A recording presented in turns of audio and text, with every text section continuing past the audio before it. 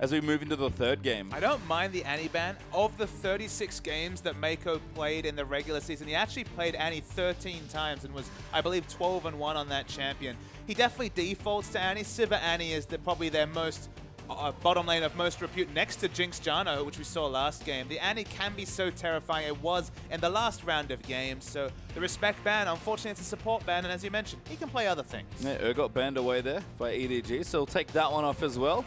And World Elite now going to see what they want to take as their last ban here. Hecarim still up. Yeah, I mean, I don't think you give Koru Hecarim, so probably have to ban that away. That's probably going to leave EDG to first pick Shyvana, because again, Clearlove plays Sejuani, but doesn't have a massive priority on their champion. And right now, the Smite Teleport seems to be Koru's wheelhouse. I mean, you say he doesn't have a priority. Remember, a couple of days ago, 14-1-10, I believe, was his Sejuani score. He plays a great Sejuani himself.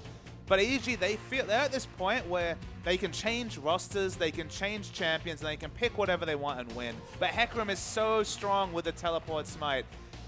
What do you choose against it? You don't even have the choice of Urgot to kind of give up on being an AD carry and just try and be a role player against the Hecarim. You're going to have to opt into a carry, and he does so much work against all of them. But EDG, they have so many options. Yeah, Lulu, the last ban from World Elite, but Nunu's actually EDG's first pick. That's different. I mean, Clearlove certainly had lots of success on Nunu, but that is an aggressive pick away there. And Spirit might just default again. We said more carry potential, might be going straight to Nidalee. But I mean, the Nunu is a real surprise, because if you ask me what would they take at first pick in a blind pick, I'd probably say something like Sivir, which is available in this situation. They don't lock in the Sivir. Hecarim, another excellent first pick, at least on this patch with the teleport smite, not considered. Nunu over all the other options. You're opting into Spirit, finally putting on the carry pants. We expected it.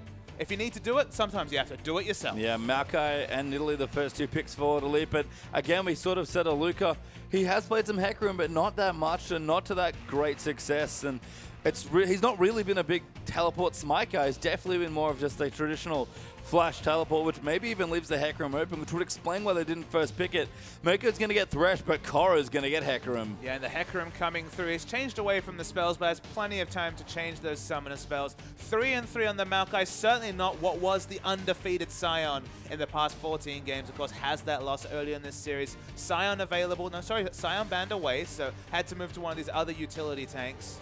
The result is the Thresh pickup. Still some initiation flavor for Meiko. Yeah, don't worry. Those summoners will change for Koru all in due time as World Elite. Get a look through their next few choices here. Xiye looks not particularly happy. Mystic as well, a little blank face. Let's raise 1 point. 5.4 came around. What was the first champion that Clearlove locked in? It was Hecarim. So there is still that possibility, but That's with true. Nunu being considered, probably not. Well, we'll have to see what EDG want to do with their flex picks, but I love this from WE. We talked about more carry flavor. Jinx and Morgana are the 3rd and 4th for WE. And I've been really impressed by Mystic's Jinx as well. He's no slouch on that champion at all. 2-0, 11 KDA, and playing it recently, so he definitely has his eye in for Jinx. It's a takeaway for EDG, but there's so many carries available. It's not looking like it's going to be a multiple tank lineup. They've got the Maokai for mid-game tankiness, but not going for a tanky jungler. So you could maybe even think about the Sivir in this situation, or the Corki, return of the Corki, which has been out of the meta with the change to 5.6. That's his most played champion. You look at a more damage-orientated jungler. Both of them are options. Well, going to Sivir, but also going to Galio EDG, and I have to assume that that's Galio's support. I don't think so. It's going to Thresh, remember. Oh, what? Let's take God. stock. It's going to be Nunu jungle, most likely. It's going to be Galio mid. Yeah, it is. I'm finally looking through. You're right. There is the Thresh already there.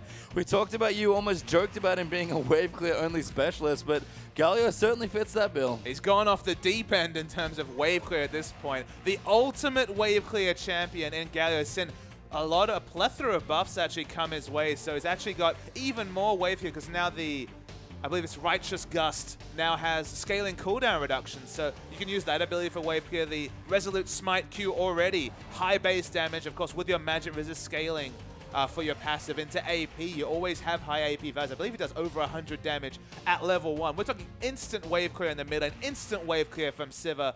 Not so much wave clear from Hecarim, but carry's going to come from the top, and everyone else is on wave clear duty. Yeah, last pick Diana there actually from Xiye. Love to see him go back to more of a traditional carry, but could potentially struggle against the Galio. In lane, it won't be ideal, but the one thing you can say, not that many split push options against the Diana. So if Diana gets big in the mid game especially, Hecarim always has that higher item timing, even if you're going to go for the Skirmisher's Saber. So that's maybe the hope for World Elite. They return to a Diana pick they've only used once in the LPL after basically monopolizing and drawing Diana bans in the IEM. Yeah, we skipped through some of the matchups, but landing on the mid lane, that's the interesting one. Galio versus Diana. Deft on the Sivir versus Mystic on the Jinx. Have to think they'll navigate away from the matchup because we saw what happens in that matchup. Not good news for Sivir. But he basically picked Sivir into Jinx. Remember that pastry time. So he must be confident. He should be after his last performance. He understands his matchup, but you raise a good point. Definitely get the lane swap, and you have multiple champions to talk about lane swapping because, hell, you could always put Galio in a lane swap as well and throw the Sivir in mid. Galio. Always good to see him come back. He's kind of crept back in there. I've seen him once already. Thanks, Acorn, I believe, was responsible for that one. In the top lane that time. It was in the top lane. Yes, Acorn did not swap to mid, thankfully. That would have been quite a side here. But EDG having a bit of fun. I like it from you, kind of keeping consistent with his champions. But let's see what Galio and the Gargoyle can get done. We're about to get into Game 3.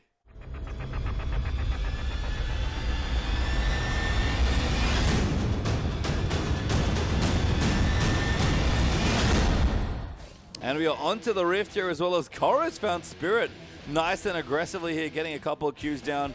Spirit maybe looks to answer with some spears of his own, but right now just some defensive neutral vision being put down here. And Nidalee, if they can interrupt our jungle or at least make a pathing predictable, Spirit's aggressive counter jungling going to be a little less impact. It's not just that. They need to invade for those potential lane slots we were just discussing. I feel like it's going to be a game of Russian roulette at level 1, trying to get the lane matchups everyone wants. EDG have already fooled us once. We know that they prioritize a 2v1 over necessarily a great 2v2 laning matchup. Now they actually need the 2v1. In fact, they'll get everything if they're able to get the lane swap, because you get Hecarim out of a 1v1 lane, opens himself up more time to be less accountable, can just go there and do some dirty farming and set up that situation. They're more about setting up the Hecarim to succeed than they are the Sivir, but in this same case, you want to avoid the Sivir Jinx matchup. Yeah, and they broke Aluka's sapling at the Raptor camp, actually, so getting a nice sum of that away. Aluka will restart here in the Wolf camp, but take him a little while longer now to get it down. But of course, they could just throw in a Resolute Smite. Has such high base damage. That's what they do.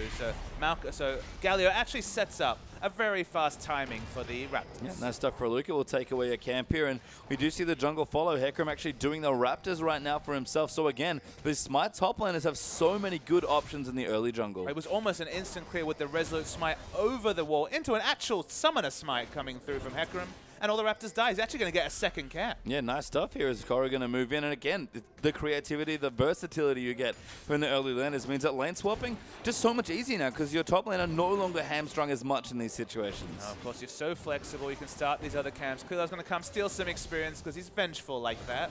And they'll keep jungling. And then Galio actually getting some work done here against Xiye early on. Diana wants to get aggressive, but Galio pretty intractable here in the mid lane. And that range versus melee matchup with all the poke coming out from their Gargoyle going to be a bit tricky potentially. And we actually didn't notice, but both mid laners have teleport in the mid lane. I mean, teleport Galio makes a lot of sense. You do have kill pressure, but it's more about showing presence with that ultimate. EDG, they've actually navigated.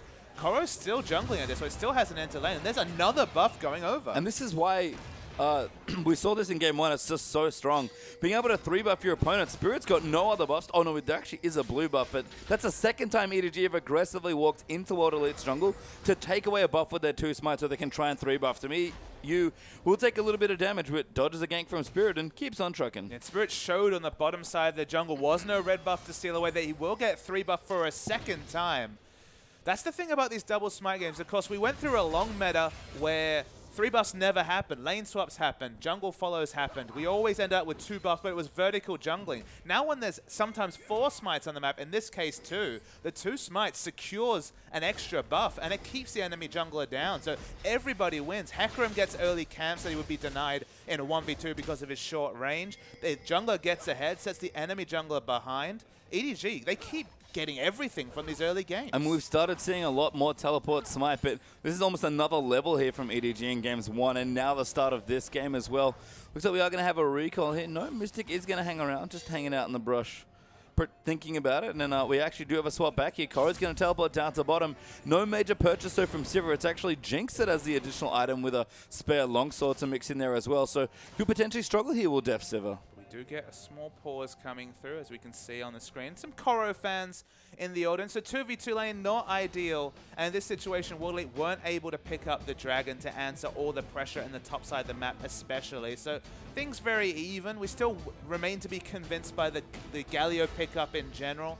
Galio, you have to feel QSSs will come out and he will struggle to have relevance. There's already a black shield for at least a single target to negate the ultimate, and there's a Maokai who can use the ultimate, the Vengeful Maelstrom, to cancel out some damage. There's certainly a lot of tools to deal with Galio, so why we see it coming through from EDG? Maybe there's an interaction we didn't appreciate. Yeah, we'll have to see if he can line up those ultimates. So especially with Koro joining in or starting the fight as well, could see some pretty devastating team fighting. And you know what? I do like the Sivir interaction as well, just getting him in there. But Spirit now going to gank down towards the bottom. Aluka twisted advances onto Koro. He's going to try and devastating charge out of the way, but nowhere good to go. Forced to use the Ether onto Spirit for some damage, but Nidalee going to come through. A good arcane smash as Clearlove trying to come to the bottom lane, but a little too late, potentially not quite dead yet. And first blood does go to Maokai, and Spirit just gets out alive. Spirit doesn't even have to use his flash. That's a big win there for World Elite. They get the first, but it's not punished. And Clearlove just too far away to be an impact. And we've finally started seeing teams. We saw it a little bit. I believe it was actually EDG that were doing this, but picking on the Hecarim when he doesn't have a flash as Meiko goes in massive with a double flay. Exhaust on the Mystic will force out the flash. Deft going forward actually blocks the zap with a spell shield. Now going to keep fighting as well. Fancies his chances here. Going to save that heal. Use it nice and late. Mystic going to go down to Meiko. Conan going to keep fighting in as well, but just can't do enough. And this is Sivir winning in a Jinx lane matchup. Deft and Meiko understanding their limits, their champion so well. The moment that Mystic had to heal first, you worried for him in the trade, and he falls down, and all you can say is that Deft has a handle on the counter matchup just fine. And it's just wonderful to see Deft summon a spell usage exhausted right away to make sure to reduce a lot of the initial trade damage and then healed last. I mean, you talked about it. It's very simple stuff using it at the right time, but Deft, his reflexes especially are always on point. And you have to remember that when we're talking about the fact that Sivir loses to Jinx in the matchup, it's not about 1v1 trading necessarily. It's about the fact that just in the laning phase, the ranges work against Sivir. That's the big situation that has to be discussed. We see Nidalee thinking about her options. The W's worn off. Spirit going in. Moonfall lands as well. Good flash by Yu. Does actually get hunted, but dodges the pounce on top of him.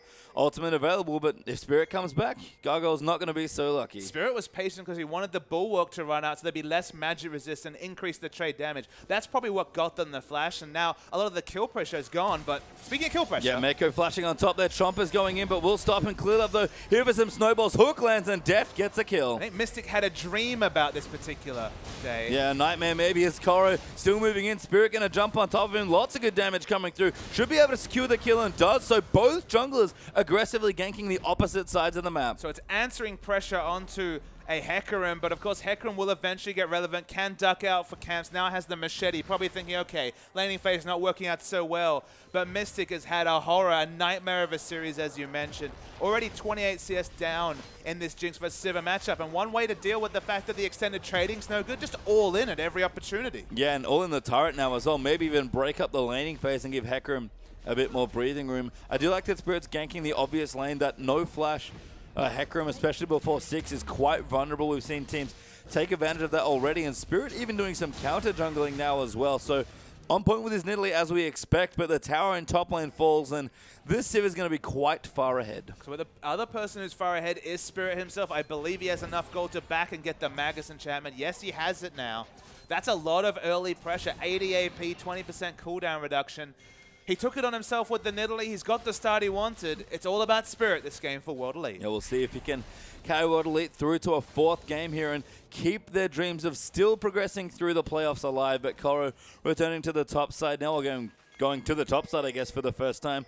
Almost level 6 are going to be a bit safer from Spirit's pressure once he does have the onslaught of shadows available, but falling a bit behind Aluka's Maokai, and Spirit continuing to power through the jungle. You mentioned the word pressure. It feels like Deft got the memo because Brutalizer into Pickaxe's early picks. That's so much early damage, specifically on the Boomerang Blade. Is going to be chunking out people, and no one can enter lane against him with all that early pressure. Yeah, they found Spirit, but Meiko's already set up the trap. Spirit dodges his way in, and now the flare's going to come through, but they actually have to run here. Binding lands on a Meiko. Clearlove coming as as well, and the exhaust down on Spirit. Can they nail it? No, Spirit actually just gets a kill, hops away, throws another spear, might even go back in here, does have the flash, pounces in, gets the double kill, hops away, might go for a third here, resetting onto Clearlove, gets the pounce in, Q lands in, red buff enough, and Spirit gets a triple kill. The solo mode from the jungler. There's the smile he didn't have pre-series. Very nice triple kill. The Chomper's actually the unsung hero from Mystic. Stopped Nunu from getting in, doing any extra trade damage, and the turnaround double to set up the triple. There the turret goes as well. World Elite just got everything. Yeah, steals the blue off. World Elite really did get everything on the top side of the map. We talked about Spirit putting the carry pounce on. He has pulled them up tight around his hips this game. He's the Nidalee already 4-0-1. Yeah, 4-0-1. Magus, tier, boots, even a pink ward. He has everything set up to get through the early game. And suddenly, whenever he shows up a lane and registered with that Nidalee spear, we're talking about execution damage. And yeah, now has a tier as well, so gonna snowball himself nicely here in this game.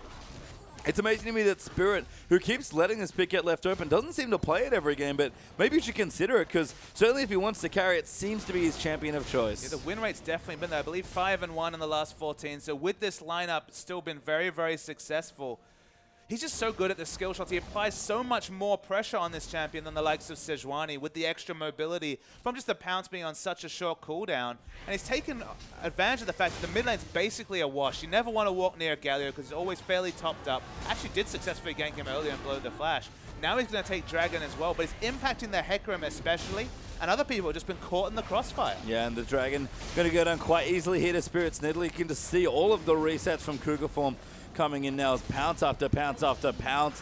Quick Dragon there for Spirit. Pretty nice timing on that one, and going to get a pink word for his troubles as well. And look, all World Elite have to worry about is the fact that there's a lot of synergy between Sivir and Hecarim. It's been a very successful duo. Clearlove's looking to duel with Spirit. Nope. Not sure if he wants to. Yeah, teleport comes in. Binding will land as well, though, and Clearlove in. Oh, host of trouble. You going to try and land it up, but I love the ulti from Conan. Just a zone now. Misty coming in. Spirit dives in again, and Maokai this time gets the kill. That's 2 quick ones for World Elite. What a rotation coming through from World Elite. That's 4 members and Diana pushing in the bottom lane unannounced. People are just getting caught left, right, and center. And World Elite, they just want to power down this game. Yeah, Clearlove dying twice already in this game. I believe there's the same amount of deaths in this series as his first 2 games. Deft gets tagged by a spear. Spirit will not think too hard about going back in. Lands another one onto Deft, but unfortunately for WE, no follow-up pressure. And even though he has all these early game items, the Snowball, Brutalizer, and the Pickaxe, Deft cannot look for fights at this present point.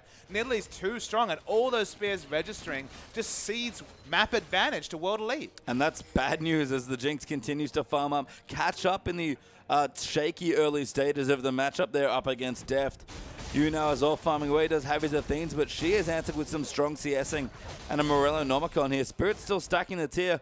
Koro not even done with the Cinderhulk enchantment there on his Skirmisher's Saber. The Hecarim we saw in game 1, this is a very different look. Exactly. Doesn't have any items complete at 12 minutes into the game. The Cinderhulk's going to be delayed. That means the Trinity Force is going to be super delayed. Let alone even the mobility boots. At this present point, Koro has nothing. He just wants to keep farming, and that's just more unorganized laning for Nidalee and her hyper mobility to just pick off some more kills. And I love the pick away here for Spirit as well. Got a quick Stalk Shoes and a blasting one for an Archandel Xiye. Now going on to you in the bottom side. Galio can't really do anything here. Does flash the last Q, so will be safe in the Lantern there as well. But EDG pretty far behind in this early game. And if Galio's in a short lane, he can just wave clear a plenty, but in a long lane against a reset assassin like Diana, matchup doesn't look great either. Again, I'm not sure about this Galio pick. All it really provides is one thing, wave clear, and then the AoE ultimate. But other options were available with similar wave clear, so why he defaulted to Galio, a melee champion, I'm not sure. We'll have to see a Xiye getting lots of free time in the bottom side. Doesn't even have a Stinger on Nash's Tooth for real split push power, but is already exerting pressure in the bottom side of the map. World Elite up a Dragon now as well. Plus 4,000, actually 5,000 gold already. EDG, they don't lose very often, but this is how it starts. And I basically penciled 3-0 into the record books, but it's not looking like that's going to be accurate at this point. 5,000 gold. Deft basically had his build completely stopped, is sitting on 1,600 gold, but had the Pickaxe and Brutalizer 5 minutes ago and hasn't been able to amass any more gold. Anyone who overextends is getting picked away, and now with all outer turrets up, The wards are being pushed up by Nidalee, and Clearlove, for once, has to be super passive and far back in his jungle. Yeah, his Nunu's been capped down quite a lot in this game. Spirit was getting aggressive with the Sejuani in the last one, but couldn't make enough of a difference this game. Very different story. Spirit, we've seen what he's like on the Nidalee, and things looking strong so far. 7-2 up for World Elite already, and 3-1 up in turrets as well. Deft did go back, spend a little bit of gold, but it's just not that much coming at Coro, even on top of ward. Looking for a lane gank. Clearlove will finally clear out the pesky ward that World Elite had sitting just behind that brush. But this is usually we expect EDG to get off to pretty flying starts, but this has been uncharacteristically slow for them. And now you just look at the champion power spikes that are being achieved through items. If anything, Mystic is maybe ahead of the Sivir, has the boots too, can rotate better than the Sivir, apart from her ult being popped, of course. Nidalee, less said about her, the better if you're an EDG fan. She's massively strong. Maokai has a much stronger mid-game power spike and has an item advantage over the Hecarim. CS 30 CS up himself. World Elite, they can choose to fight, they can keep sieging, they can gank and skirmish in extended lanes. They have every option to them, and if they don't win this game, it's going to be over poor rotations, because right now they're primed to take it home. They are, and the next Dragon's going to be up in a minute 45, so World Elite holding on and fighting back in the game where they absolutely had to here in the best of 5. And you going to keep wave clearing away, but not going to go back. Maybe has some money to spend. Can teleport in, of course, for the Dragon when it's up, so not too bad. But again, EDG is not that much money right now. Exactly, and it's just the Athenes now building a bit more magic resist. Barring the wombo of all wombos, the Onslaught of Shadows into the Galio ultimate, and then Sivir just putting through a massive boomerang blade. I just don't see how they win a fight. They have decent pick opportunities, but they have no map pressure to be able to put down pink wards. All their wards are being cleared out by the roaming World Elite. And Machete into straight up Sightstone. 800 gold, bam, Sightstone. Just to make the enemy jungler accountable. And this is Spirit of all people. You'd think, as we load into this game, if you want to keep tabs of anyone, Spirit or Nidalee, that's right at the top of the list. Yep, definitely keep track of this, man. And you can see why massive scoreline already as we have popped back into the game just to take stock of where we are. Good lead here for World Elite, actually fairly significant in gold. As you can see, they're about 5,500 gold up already. Second Dragon's going to be up in 50 seconds there as well. And honestly, World Elite don't even need it. They're probably going to claim it. Nidalee great at objective control as well. And Deft starting to freeze the mid lane. That seems like a warning sign. I mean, if anyone needs Dragons, it's EDG. They've got a very short-range lineup. It's just Sivir and Thresh for range damage. Great turret damage as you can see those bursts are already high. If you don't preeminently bulwark, and it's not that long a duration, I believe it's 3-4 seconds, you're taking big bursts. Yeah, I wonder why. Oh, they don't have a tower. I was like wondering why you was in the bottom lane, but then of course all the 3 outer turrets down mean that Galio doesn't really have safe places to wave clear. Only 1 point in the W there as well, that shield. So going to be a bit tricky right now. It does again if it gets time alone, able to clear them out well, but Xiye right now not looking to give anybody time alone in their lane. I mean, Deft freezing the mid lane wave tells you a story. It tells you that EDG are hoping World Elite go for the siege. They hope that they bring the aggression to them and they can just wave clear, because they just aren't in a position to contest any of these objectives. Jinx went back, bought an Infinity Edge, has Berserker Greaves. Those timings not yet hit for Deft. Only has Flat AD and Armor Pen. Only is going to be good for wave clear defensively. Galio only good for wave clear defensively. It's only Hecarim that has any lane pressure, so him actually picking up farm is more important than this Dragon going down. They need this Hecarim to hit those items. Yeah, Korra's the big deal here. I mean, Sivir does have the Brutalizer now alongside the Infinity Edge as well, so Def will do relevant damage, but Korra going to go back. What's he going to go for? How greedy does he want to be with his build? I think it has to be the boots. I think you have to go for the slightly gimmicky but oh so effective Moby boots, but no, he actually goes for a Kindle Gem in this situation. So Spirit Visage, I guess, maybe even just an Aegis into a Locket. He might have to go Team Focus. That means no Trinity Force till maybe 40 minutes. No, it seems like Aegis here for Clearlove though, so he will be able to pick that one up, which will help greatly against the diving Diana especially. But Spirit has a Void Staff already. I mean, that's his snowball purchase. Of course, going to be high magic resist values with the Bulwark from Galio and Galio in general. He chooses a priority target. It's Deft, but doesn't register the speed. Good reflexes there from Deft, immediately bailing out of his own jungle. Clearlove going to try and get the wards out of the way, but Spears land. People are going to fall down quite quickly. Spirit going to return the favor there by clearing some Vision out as well. Vision on the road buff right now. Spirit might just keep hocking Spears in.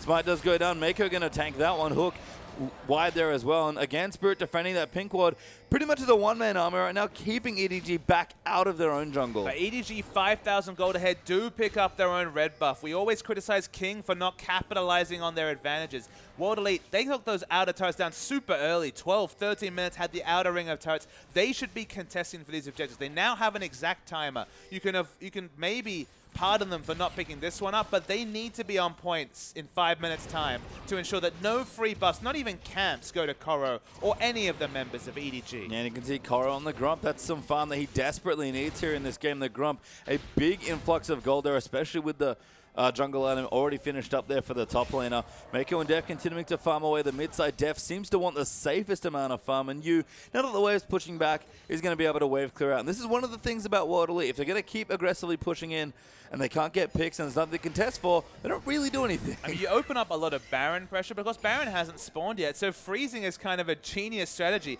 You've already given away the Dragon. Any hopes of Dragon are down. Under turret, you have instant wave kits, only being overextended that anything can really happen. And if Spirit says, okay, screw it, let's group up and siege, you're instantly happy. You can just teleport the Galio over. You have a lot of wave clear. So they're trying to lose the minimum here, EDG, and pull it to late. Deft got that blue buff, I believe, as well. In clinical smite there from Clearlove. And again, same story. World Elite should be contesting with his buffs. They're trying to come through, but Sivir's there. How much turret damage can they get? I mean, here's the siege, but Deft eats a Q. Xiye might just flash in and go for the kill. Their spear lands as well. Meiko forced to tank up. Deft spell shields late for maybe the first time in his life. And Yu's going to come in for some additional wave clear, but Deft already backed away. Yeah, but Galio's here now. He also has instant wave clear, so Diana needs to be rotating bottom to get turret damage down. This is the only way they can siege, is to keep rotating. They have no aggressive ward time. They've all actually been cleared by EDG, so they need to get some red wards down to open up those rotations. As you can see, the poke, it hurts. Yeah, Spirit Spear is not a joke here, and Koro even going to threaten with the ultimate. Level 11 now is the Hecarim. As you can see, Galio leaving a trail there. Oh my god, Deft instantly gets back, and you can see him looked a little disgusted with himself there after he came back. Immediately forced away, and EDG already used the recalls. Oh, he's trying to snipe him, but Deft cleverly walks back to base. Yeah, he just walks back in a quite defensive manner, respecting the super mega death rocket. The Swift Push's on again. There's no Sivir in the mid lane. This should be a turret with minigun form for World Elite. Yeah, turret absolutely dead here. That's the fourth of the game here for World Elite. They slowed things down a little, but now getting more aggressive. Spirit will take away the wolf there as well. Xiye's going to take the Crux. This is more of what we want to see. World Elite starting to monopolize some of this vision, and EDG forced further and further back into their base. And this is exactly what we wanted, Patient. Look at this minimap. We've got Raptor vision, we've got Wolf vision, we've got Blue buff vision. They're eventually going to push a ward up to the Grump. No free camps for EDG whatsoever. No, and EDG walking towards the Baron. I thought... No. No, I thought they were going to try an EDG special, but they only do that when ahead, thankfully, it seems like. So no emergency Baron just yet. They have a pretty sizable gold deficit here, and Deft kind of recognizing it, going for a Ghost Blade here. I mean, he has so much mid-game damage to make up for his team's just lack of items, so I guess he's gone for the earlier power spike. Of course, for 6 seconds, he's going to be DPSing down people, but if he doesn't pick up a Phantom Dancer or a stage shift going into the late game, that's going to be 6 seconds of power and no damage to Maokai whatsoever. So his tank busting is gone, but his mid-game damage very high. Yeah, needs the last Whisper third, you have to think, with Aluka already done with the Frozen Heart and the Righteous Glory, even a spare Ruby Crystal in there as well. Spirit has gotten the Transform on his Archangel Staff now as well to join in with the Magus Trailblazer, Sork Shoes, and the Void Staff, and Xiye casually with his Zonies here. I mean, World Elite just so far ahead. I mean, I can see losing breath as you mentioned all the different item pickups. They've hit so many great item timings. The Seraphs is even complete for a defensive option, but I don't think EDG are going to get offensive anytime soon. Clearlove eats a spear. Good health pool might keep him safe for now, but again, going to get forced out here. Can't clear any of these wards. Spirit far too scary on the Nidalee. Koro trying to get farm down the bottom. That's the right man to get farm on.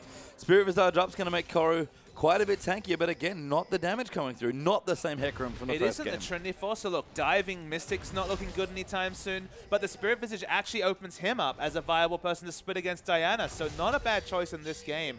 Going Trinity Force, he still wouldn't have been able to stand up to the Diana, you'd have to think in general. The burst trade's not going to work against the tankiness coming out from the Pale Cascade Shield. I think that was stolen away by the Spirit. No, Koro got a good smite actually securing it away, but Spirit going to get the third dragon for his team. Yeah, he has the smite available for this objective. Going to take the dragon over the big golem, you'd have to say. And Koro, let's wait for some damage rates to come in. Just see how strong this Spirit Visage actually is. Yeah, Xiye going to dive in now as well. Morgana lining it up as well. Q just missing, but Spirit now has a Spear Moonfall there as well. Going to force Koro to ultimate away, and World Elite might get some damage on the turret. Yeah, Sivir won't get to this turret anytime soon. No other wave clear, remember, it's just Galio and Sivir, and neither of them present. Yeah, Spirit pounces away from the hook there as well. Deft returns and immediately walks behind the creep.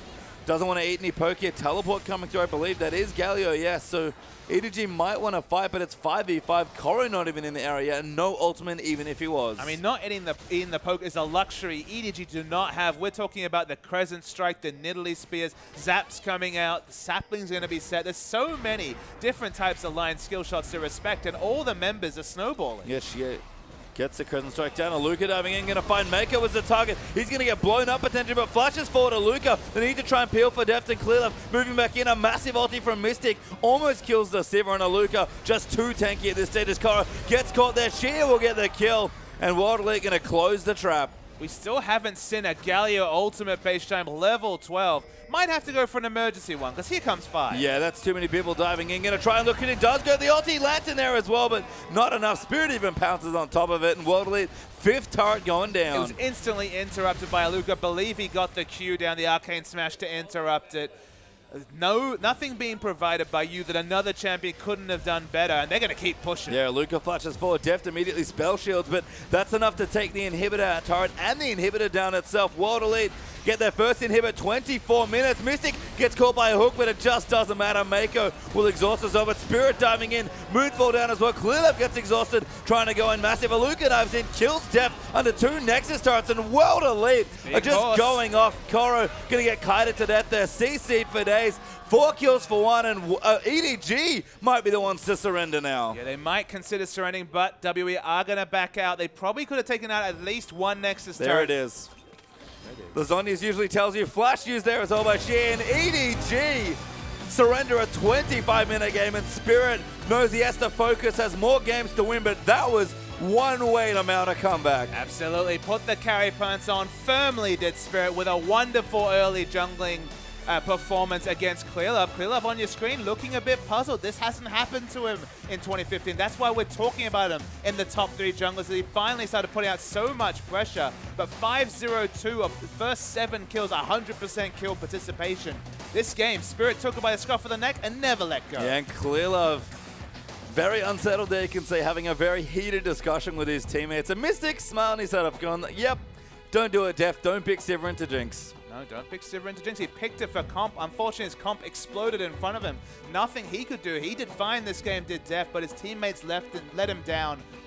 You feel like they just went a little bit too crazy with the Galio picks, with just the off-meta situation. They picked Sivir Hecarim together thinking, okay, teamfights will look nice with those duos, and just ignored the fact that their laning just fell apart in general. And EDG, they're going to have to go back to the drawing board because they can't play like that. Otherwise, we might be moving towards a game 5. I mean, already an achievement here for this not to be a 3-0, but that was a performance from World Elite to take it. Now, we are going to take a quick break, but when we return, the game 4, we'll see if World Elite can continue